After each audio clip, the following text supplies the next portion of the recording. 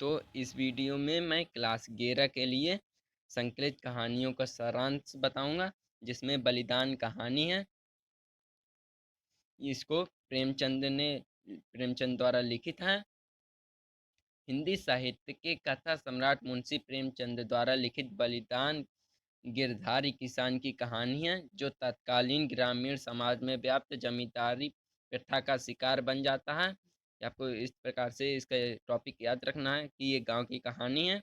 हर इसमें हरखू है जो किसान है, और उसका बेटा गिरधारी है। अब लाला ओंकारनाथ है जो गांव के किसान है, वो भी।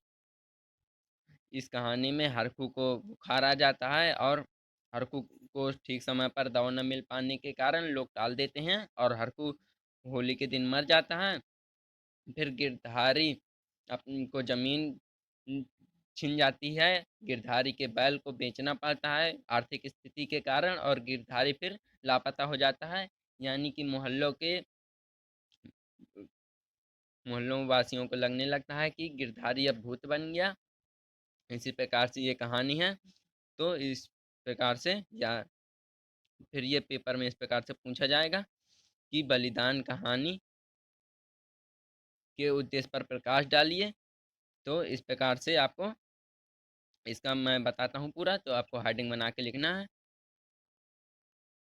सबसे पहले आपको हेडिंग बनाना है हरखू का परिचय। तो हरख चंद्र कुर्मी अर्थात हरखू का 20 साल पहले शक्कर का कारोबार था।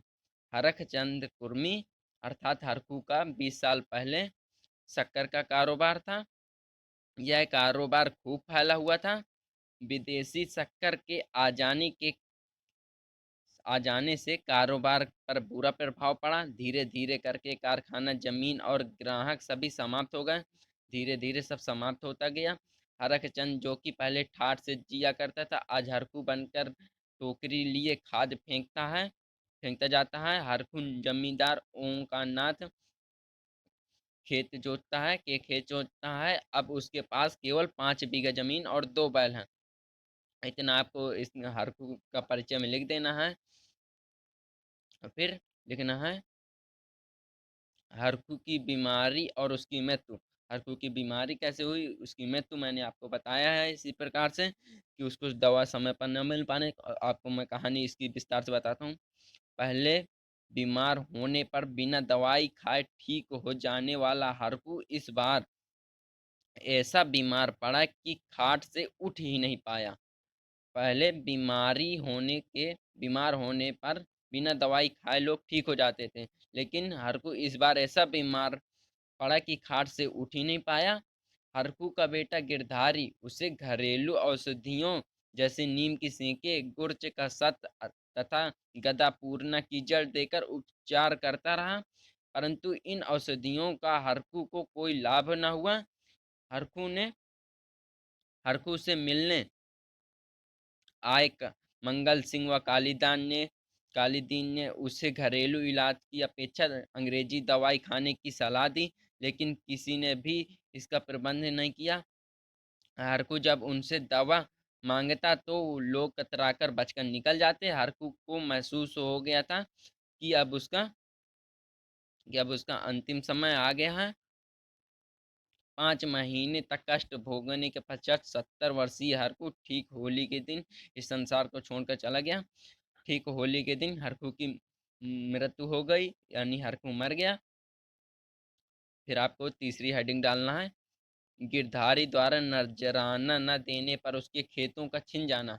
गिरधारी के खेत छिन गए। गिरधारी के पिता हरकू की मृत्यु हो जाने पर उसका क्रियाकर्म बड़े धूमधाम से किए, जिसके कारण उसकी आर्थिक स्थिति अत्यंत खराब हो जाती है।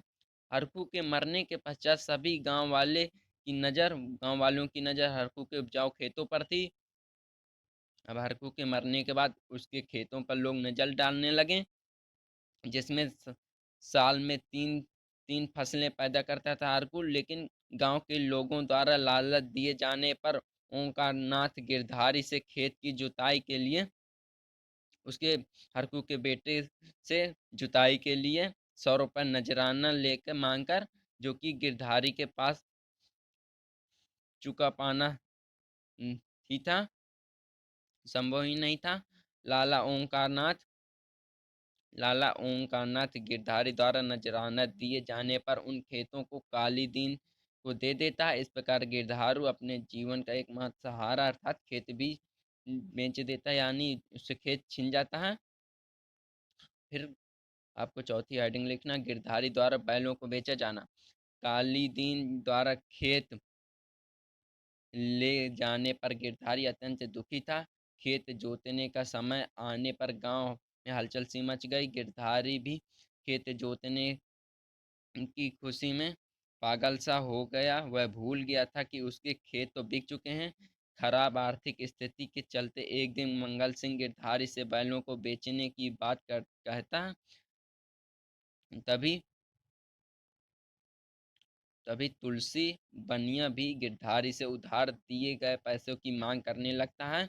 अवसर का लाभ उठाकर मंगल सिंह गिरधारी से उसके 80 रुपए के बैल खरीद लेता है और 60 रुपए 80 रुपए के बैल 60 रुपए में खरीद लेता है, क्योंकि उसने उधार लिया था। इसका लाभ पाकर उसने बैलों को खरीद लिया और 20 रुपए में कम में, तो उसको उसकी आर्थिक स्थिति और भी खराब हो गई।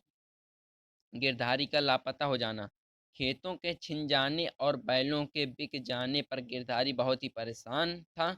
उसे समझ ही नहीं आ रहा था कि अब पेट भरने का प्रबंध कैसे होगा। क्या उसके किसी के यहाँ मजदूरी करनी पड़ेगी। उसका हृदय दुख और मन मर्यादा चिंता से व्याकुल हो रहा था। बैलों के बिक जाने तो उसे रात को खाना भी नहीं खाया। अगले दिन गिरधारी कहीं कुछ भी पता नहीं लगा।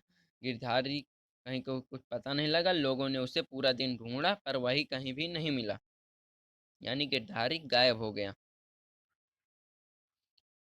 ग्रामवासी उसे ढूंढेंगे और प्रोत्साहित प्रोत्सा प्रोत्मा माना जाना। गिरधार, ये आपको हेडिंग डालना है, गिरधारी के कहीं भी न मिलने से सुभागी बहुत परेशान थी।